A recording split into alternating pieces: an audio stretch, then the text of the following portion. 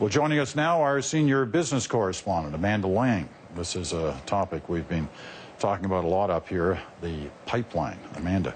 Yeah, energy independence became part of the rhetoric of this campaign, Peter, and for the first time in recent memory, the U.S. actually has a shot at energy independence, and TransCanada's proposed pipeline became part of the story and, frankly, part of the controversy. You'll remember that this is a 1,600-kilometer pipeline that gets oil from Alberta down to the refineries on the Gulf Coast. Now, Romney has said he would approve it right away. It's not necessarily a slam-dunk good thing for those Albertan producers. Why? Well, we've talked about the discount on their oil because there's already a glut down at those refineries. So piping more oil down, at least in the short term, not necessarily a good thing. Barack Obama, meanwhile, hedged his bet and said he'd rather wait till after the election, have a little more information before he makes a call. Wondering why this was an easy call for Romney? Well, take a look at where this runs. From Hardisty, just south of Edmonton, it's through the Central American states.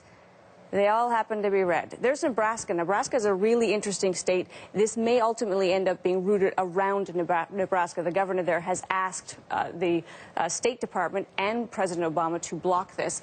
But one of the things, of course, that is still in question is what does it mean for Canada if it doesn't get approved? Certainly for TransCanada, it's a big deal.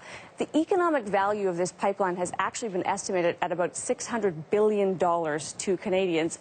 And there is, of course, the factor of all of the jobs that go into building it and then maintaining it after. A lot of those jobs would be in the U.S. It's one of the selling features of this thing. But it is not necessarily an indication of pro-Canadian energy policy that Romney supports the pipeline. As you saw, he's got a lot of political reasons to do that. The question of where we fit into American energy policy is still a very open one. Romney would like to do a lot of domestic drilling, not necessarily good for Alberta. Barack Obama is a big believer in alternative energy. So there's some splits on both sides here, Peter. We will find out, of course, after this election, if it's Romney very quickly, if it's Barack Obama, maybe not so quickly, what happens to TransCanada's Keystone.